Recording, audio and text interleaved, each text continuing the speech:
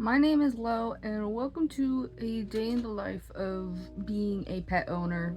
So I just got back from a friend's house and I had to take a shower because they have cats and my dad is deathly allergic to them. Say some lunch, a good bowl of mac and cheese. But now that the basic necessities are done, jeez, oh, criminy, my hair is a mess. Now that the basic necessities for me is done, I need to do the basic necessities for my pets. So I just wanted to share kind of like what it's actually like because I have a lot of complications with them right now.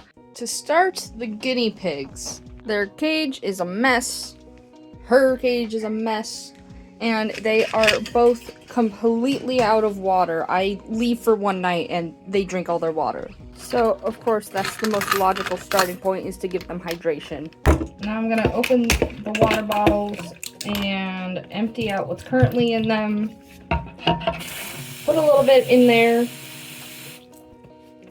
Swish it around, let that stuff out, and then fill it.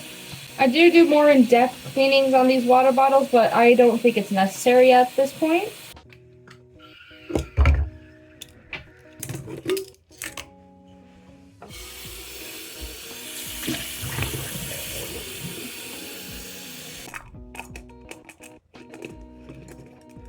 Now that they're filled, gotta go return them. I get excited with the water for some reason. Frappuccino is happily enjoying this water. Next comes the cleaning, and I will explain why they're separated. First, here's a time lapse of me cleaning the main cage. I basically put all the poop in a pile, dump it in the trash, pick up the pad, brush off any excess waste, put the pad in the garage for a later washing, gather all the mess underneath the pad, and then replace it with a new pad, fill it with toys and an unlimited supply of hay, and then I'm done. Just finished up their cage. Would you believe that this is how clean it always starts out? Next, we have to do the one in solitary confinement. Poor girl. Same exact process as last time, but smaller cage. So why is she separated from the others? Well, she caught ringworm, a fungal infection that spreads really easily, so we had to keep her separate from the others so they don't catch it. At the very least, she has to be here for 2 weeks, but she can stay here for up to 8. That's why she's close enough to talk to them, but not to touch them. Now I have a hay box, and I ran out of hay, so I'm gonna go to the other hay box to go get more.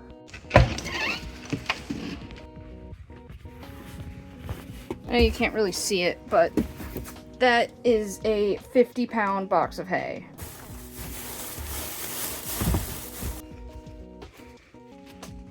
Oh, you have to be kidding! I leave for 2 minutes and you flip over the entire bowl! These guys. I brought hay back. There you go. You get a big bale of hay. Are you kidding me? You'd think that's it. Wrong. Because Coffee Cup here has a fungal infection, I need to give her a bath. That way there's a higher likely it'll heal instead of spread. I would also like to note, in normal circumstances, you should never give them a bath. It removes all the good oil from their skin and makes it really dry. It's more harm than good, and it's really unnecessary because they clean themselves all the time. But anyways, here's how that went. This should be fun. I have this soap, it's an antifungal shampoo, catered to animals, of course. And I'm going to get the water prepared and warmed up. The star of the show. I start by getting a little wet. I know, you don't like this. I know you hate this.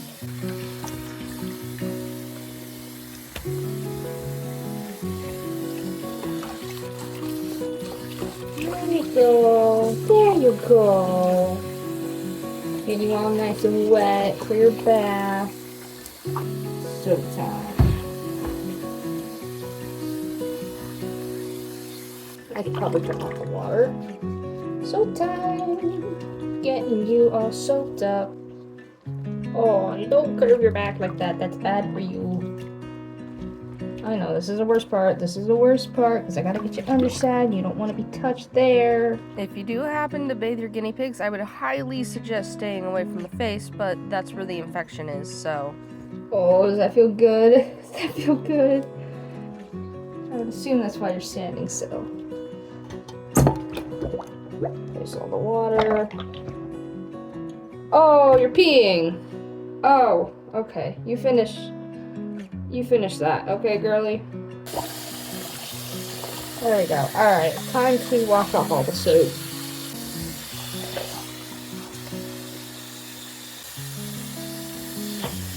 Oh. Trying to avoid her ear. It's a little difficult since her face is just so small. I think I'm doing alright. Ah! No! Stop! No! Don't put your face on the door! Oh my god. Girl, that's literally what we've been trying to avoid. Oh my god! Alright, worst part. I'm gonna have to flip you over. Just to get your tummy. Just to get your tummy. And we're done! It's okay. It's okay. We're all done. We're all done. Come on. Yeah. Towel time. Towel time. The pig has been complete. We're just chilling now on the couch, drying her off, you know. When she is dry, I'm gonna put her back into her cage and I'm gonna give her a little heating pad. She is very unhappy because I have to go like this to her poor little head. Kind of rough, a little scruffy, but she's getting dry. Yeah. I just gave you a bath and you're giving yourself a bath? Did it not mean anything to you? Now, if you see that, that's not because she's sick. That's actually just a normal thing that they make when they give themselves baths. Isn't that right? Yeah. Yeah, teach them a little fact. So, I have this heating pad. Normally, I use it for when my uterus is on fire, but I don't want her to be cold, so I'm gonna turn it on for her. When I was putting it under there, I tried to make sure the cage was as stable as possible and that it wasn't too hot. But before I could let her relax... Okay, I'm gonna try and attempt to put her medication on by myself. Pig acquired. You can see she's got a patch of skin and fur missing. She hates this a lot. Like a lot. Come on. Come on. There you go. I got a little more. Good girl. That's a good guinea pig. Then I give her one of these because it has vitamin C and she needs that to fight off the infection. No, it's just her. It's just her. Okay, now I desperately need to wash my hands so I don't get infected either. And after that, there was one thing left. Food. Every day they get a scoop of pellets, hay, and a salad. I usually add romaine lettuce, apples, bell peppers, carrots, celery, and cucumber. Yep, they're not cheap. But these pictures say it all. Look at how happy they are. And then, currently, she's in my sister's room, but this is my bearded dragon. That's Saffron, and she's about 5 or 6 years old. And if you can't tell, she has made an absolute mess of her cage. I've actually been working on a new and bigger cage for her, so I've kind of been avoiding cleaning this because I thought, I'd get it done. But, we're behind schedule, so you're gonna get cleaned. First, I have to move all the containers of food and stuff out of the way. She actually really recently shedded, and I like taking pieces of that when they come off. And then I bring it over here and putting them in this bag of shed that I've been keeping since I first got her. It's really cool. You can actually kind of see what parts are what, and just, I don't know. The amount of years that I've owned her has made it so that this bag filled up quite a lot. Then it was time to start cleaning. I turned off all her heating and UVB lights, remove the lid, and abduct the lizard. Here she is. She's very cute, as you can see. I named her Saffron because her ear has like yellow colors, and it used to be more vibrant when she was younger, but it still shows through quite a lot. Anyways, I'm gonna put her on the floor and let her run around and do whatever she wants. Okay, now the cleaning. I start by taking out everything and shaking it off to make sure there's no bugs on it, and scrape off any excess waste from the pad. I highly suggest you don't get these, because if your animal has claws, it's gonna get stuck, and it doesn't even clean that well in the wash. And because I plan to move her over to her new tank in just a couple days, I'm just using paper towels instead of cleaning the pad. Next, I use a toothbrush and running water to scrape off any gunk from her toys and accessories.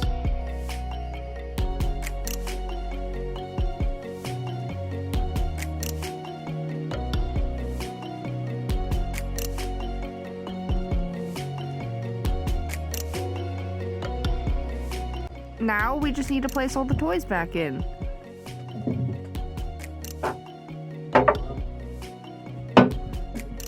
Next, I take some water that I've conditioned with this and pour it in her little bowl there. Then I give her a daily salad. It changes depending on what she likes or doesn't like at the moment. Right now, it's spinach. Then I put the lid back on and put back her lights. And while I'm at it, I'm gonna feed her those extra roaches I found while cleaning the tank.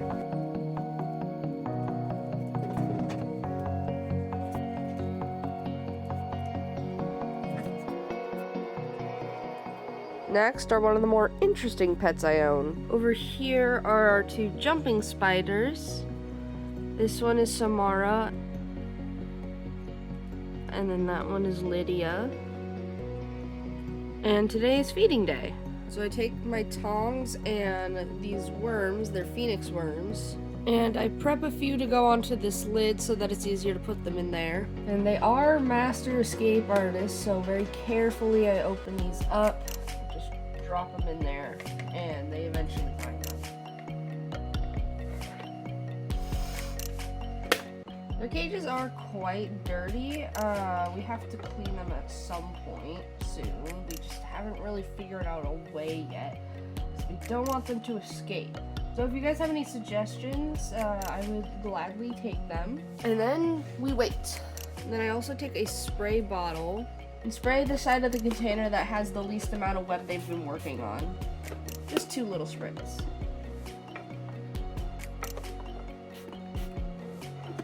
They can very easily drown, so that's why we do the spritz instead of like a bowl or something. Look, Lydia caught a bug. Lydia caught a bug. You see that little bulge right there? That's her eating a bug and carrying it.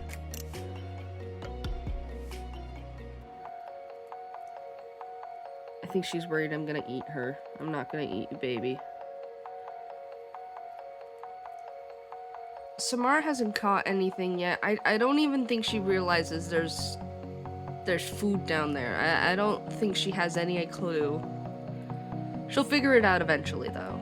And then lastly, for what I do, I have this isopod culture. Open this up. I actually added saran wrap and tape to the top to keep in moisture. It's a very dry mix of dirt for the bearded dragon. And then if we pick up a piece of wood like this, we can see isopods. Oh, there's some! And there's a little springtail running around too. These are giant orange canyon isopods. Oh, there's some right there. They're so cute. They're gonna be my cleanup crew for my bearded dragon enclosure. They're not that hard to take care of either. Once a week I grab my spray bottle and they do need a wet area to be able to reproduce. There are plenty of generations of babies in here. I had an isopod named Lego and it had a leg growing on its back. These guys eat a bunch of like debris and leaf litter. So whenever they run out, I have a bag of leaves over there, right there, and I spread them around in here for them to eat. Once in a while, I put excess food or lizard poop in here for them to eat, and I put calcium in there as well so that they have a good source of that. They don't see the sun that much. They live under my desk. They're super simple, super easy pets. And then I just put them back in here. They also take the conditioned water because they're very sensitive to that type of thing. And again, I would like to say that I don't do this every day. This is just what my busiest days look like with these guys. Most of the time it's just the feedings, but you know, there's some days I have to do cleanings, some days where I have to do maintenance with the isopods. It varies. That's just what, if I did everything in one day, would look like. I also have 2 dogs, but they get their own videos because they're a lot more goofy. And both of them have some pretty interesting stories, so another day, pups, another day. Anyway, those are all my pets, and that's how I take care of all of them. Goodbye.